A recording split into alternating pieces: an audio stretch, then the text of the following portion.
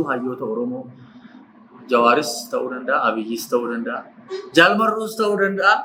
Abbaan fe'e qaamaan namni nan argama jedhee taffeerramee tokkummaa uummata Oromoo kanarratti. Kaffeen faarfannaa kanas yaala sagaleedha yeroo baay'ee argina. Mee akkam gara faarfannaa dhufuu yaalaan jirtu? Ati mana amantaa kanatti uummanni garaagaraa akka itti dhufee waaqeffatu waan barbaadallee akka itti dhufee hojjetu dhagaa itti dubbatte faallaa kanaa immoo amantiidhaan wal qabsiisanii saamicha lafaa baay'ee gochaa jiru. Mee isa kana maal jettu? Maal Pheexroos fa'aa as keessatti seefii qabatee, goraadee qabatee. Kaffeen egaa ijoollota karaa irratti jiraatanis sassaabee ture kan inni gargaaru. Isaan keessaa immoo kan kiiboordis jala haatee beesa akka jiru yeroo darbe miidiyaa irratti dubbattee turte. Mee yeroo isaan akka godhan immoo gargaaruu keessatti gaaffatee beektaa? Dhufee Oromummaan biyyatti waan godhu Oromoo naa baafatu bu'aa qabsooti jechuudha. Bu'aa shimala saniiti tokko. Maal rakkoo qabaanni fakkeenyaaf maskiida tokko har'a halkan du'aa itti godhanii itti salaatanii bulanii deemee waaqayyo yookiin waaqeffadhe. Maali? Kana dura Itoophiyaawii ta'uudhaaf Oromoo arrabsuu qabna. Si galee? Ilaalchi Itoophiyaa akkuma kana sirbanaalee warroonni aangoo Oromoo irra jiran kunniin itti siquu didaniiti. Itoophiyaawii ta'uudhaaf onag jettee nama tokko laakuu qabda yookaan ajjeesisuu qabda. Yaada siyaasaa biyya kana keessa deemaa jiru turte ilaala.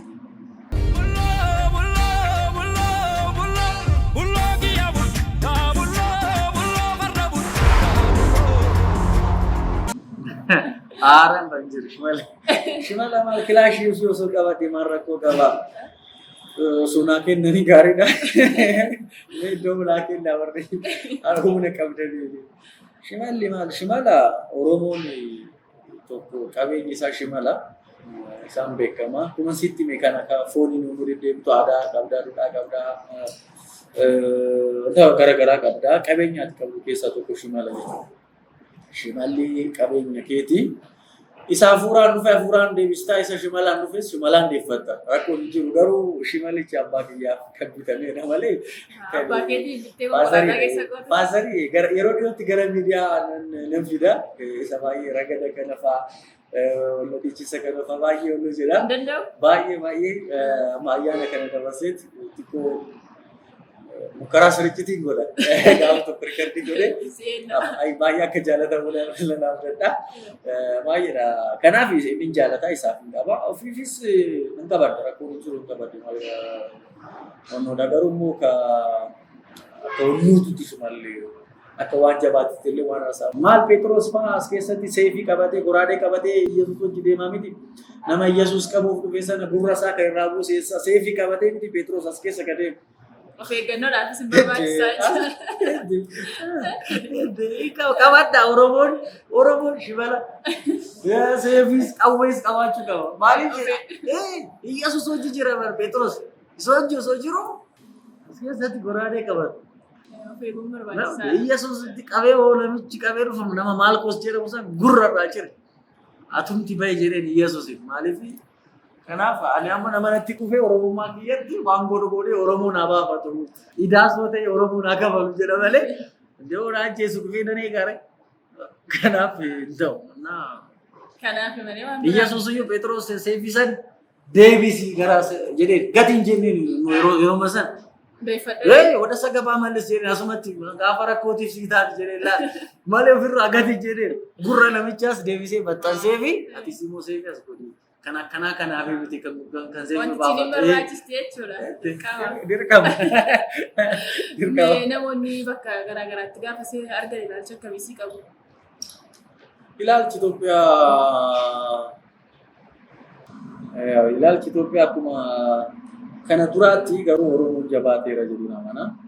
Akka durii kana kaaffee seentees akka itti saalfattu kanaan jiru. Maaliif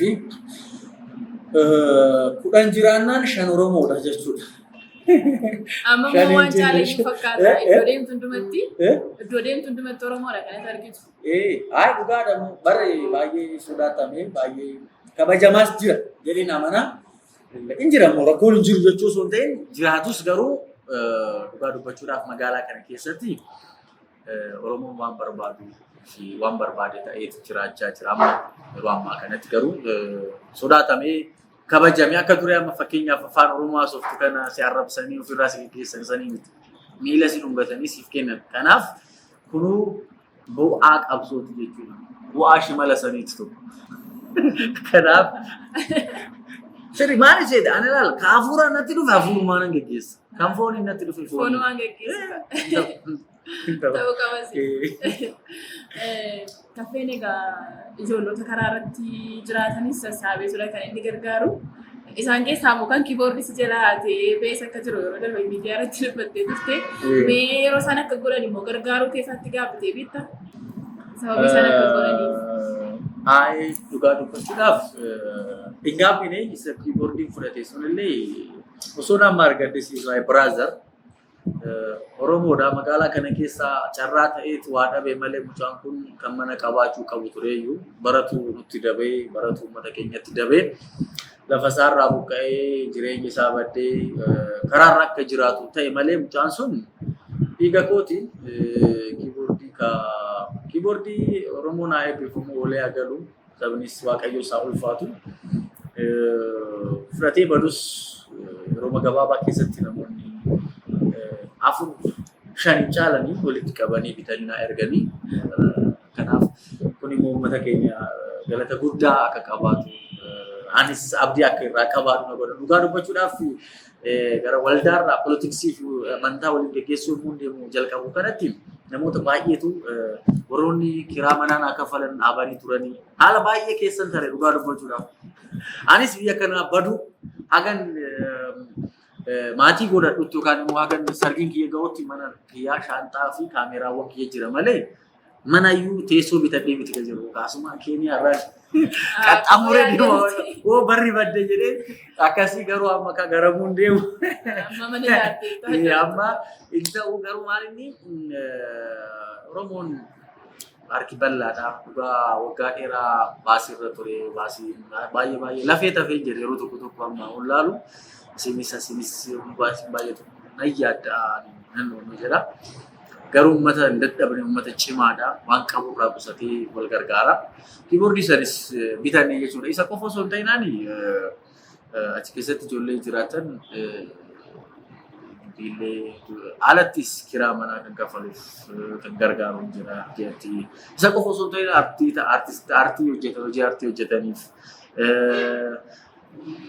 dhugaa dubbachuudhaaf dhoksaadhaan nama mana amantii ta'aniiti Mano fuulduratti nama mana amantii ta'anii dukkanatti Oromummaadhaan natti dhufaniitu Oromoo waldaa nan gargaaraa garuu guyyaa biraas wajjis dhaabachuun barbaadanii dhokannumaan gargaartee nu jetta.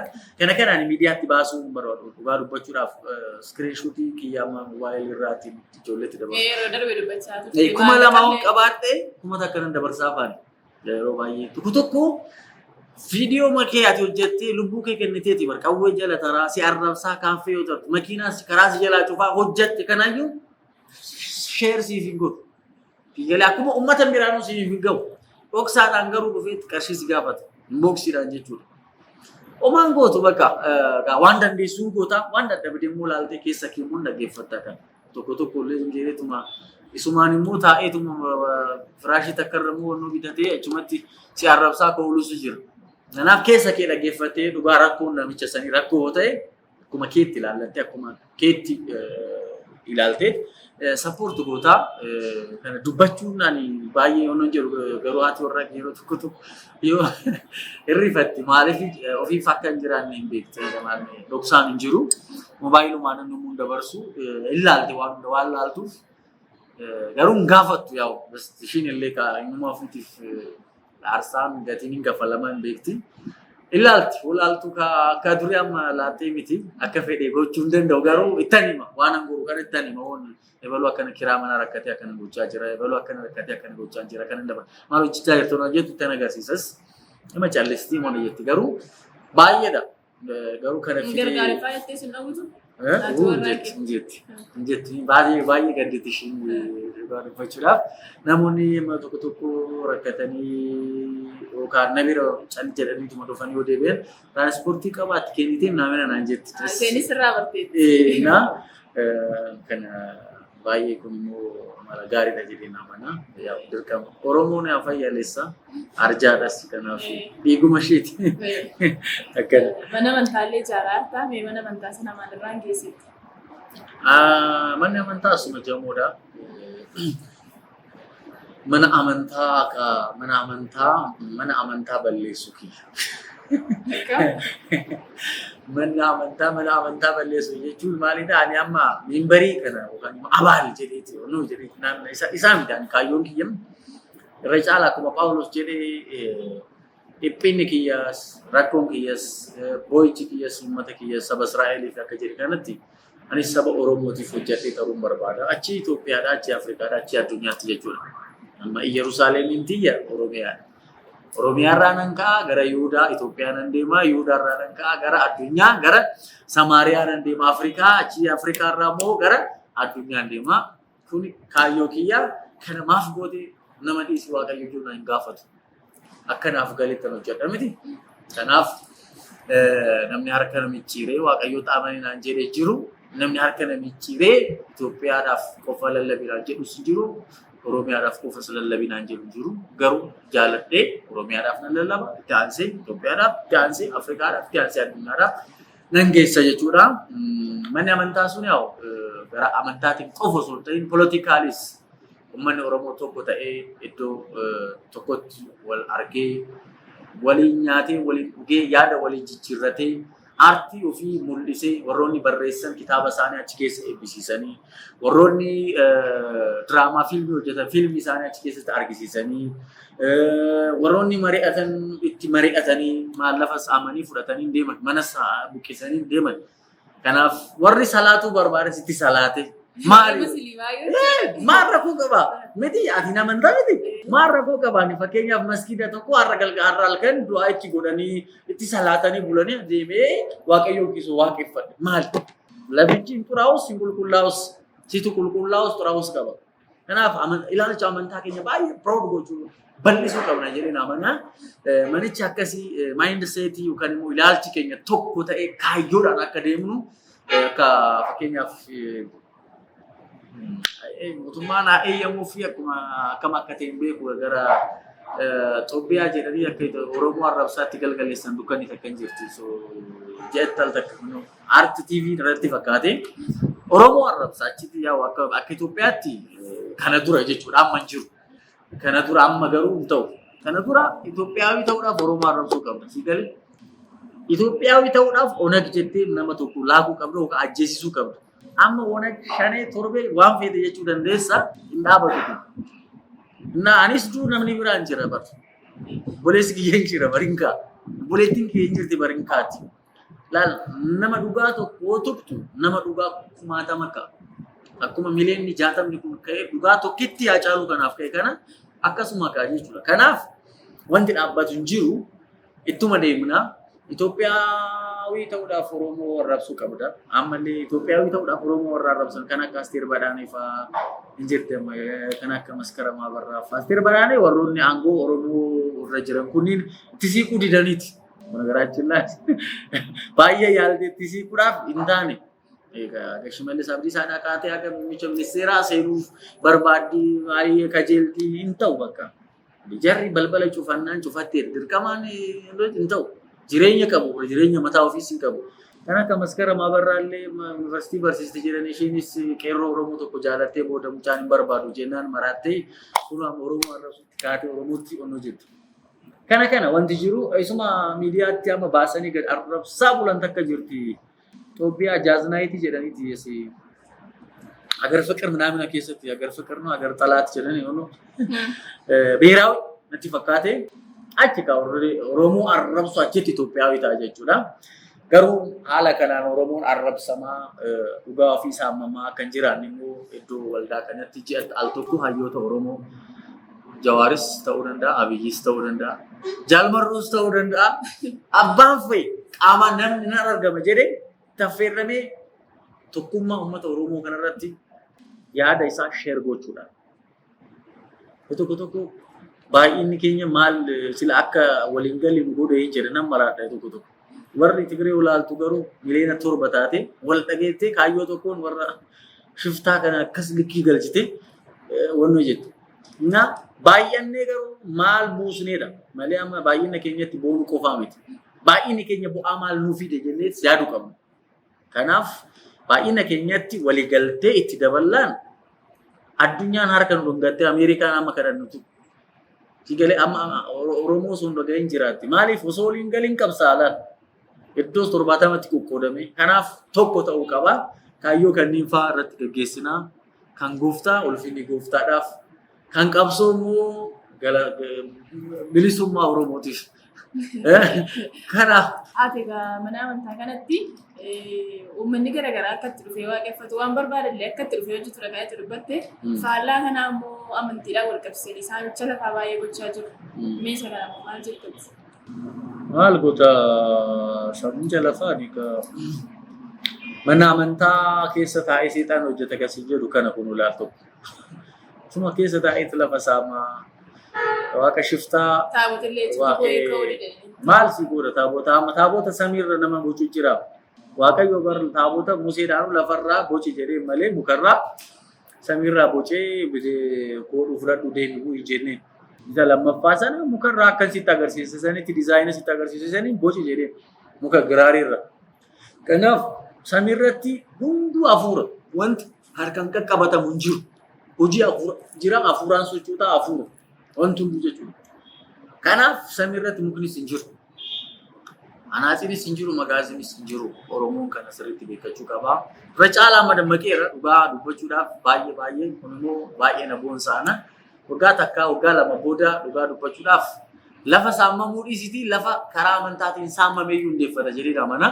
Kanatti fufuu qabna jedhee amana lafa bal'aa fudhatanii saamanii Oromoo deegulaarraa buqqisan kana deebisnee yookaan iddoo isaa jijjiirraa argachuu qaba yookaan immoo lafuma irraa jira xiqqoo dhibbisanii mana amantaa Darashii nama 10,000 itti qabatan isaan hambifatanii kaan Oromootti deebisuu qaban jedhee amana akkanatti deemuudha.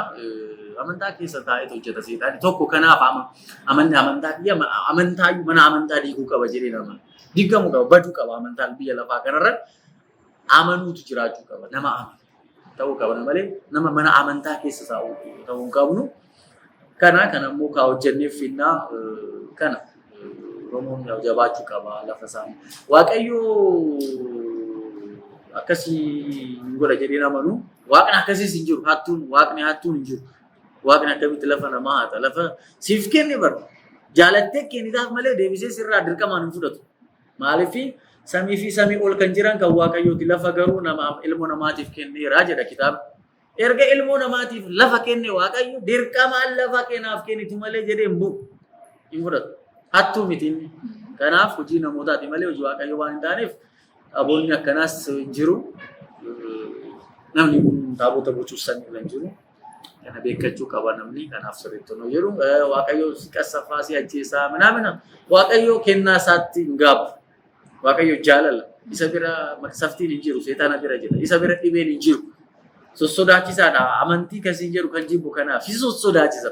Woo kana goote kana taata woo kana goote laal. Fayyazu yookaan immoo amantii fi jaalala keessa galu amana tasfaa fiqir jedhaa miti.